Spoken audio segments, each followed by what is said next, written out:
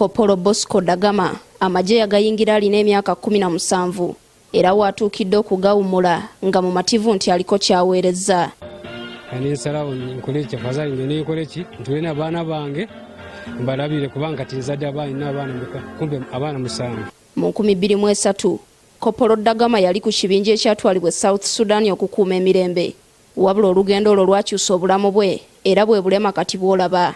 Twalwanamu abaafuna mukazi tubulema n'abaafuna.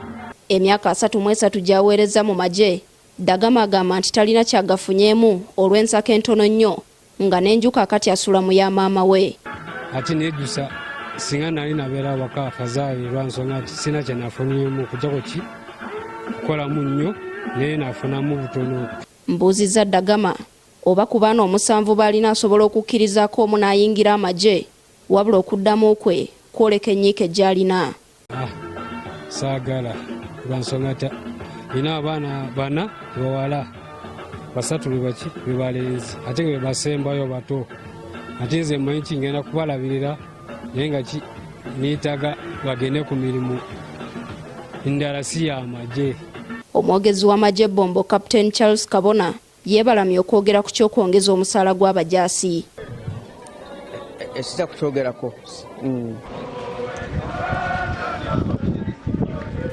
Dagama ali omu ku bannamagye 249 abawummuziddwa olwaleero ku kitebe ky'amagye Bombo mu disitulikiti y'e Luweero.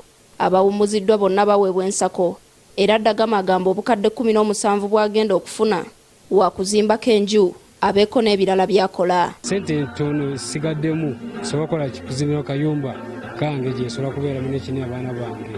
Brigadier Leopold Chanda awummuzza abantu bano agamba babatendese bulungi enkozesa ya ssente ze bagenda okufuna baleme kukyamuukirira oluvannyuma bakaaba obwavu. Okutuuza nti kati bw'ofunye ku ssente endala ogenda onoonya omukazi owokubiri oba odde mu mwenge ne mbabulira nti disipulini gye batandika nayo tebasaanye kugyerabira.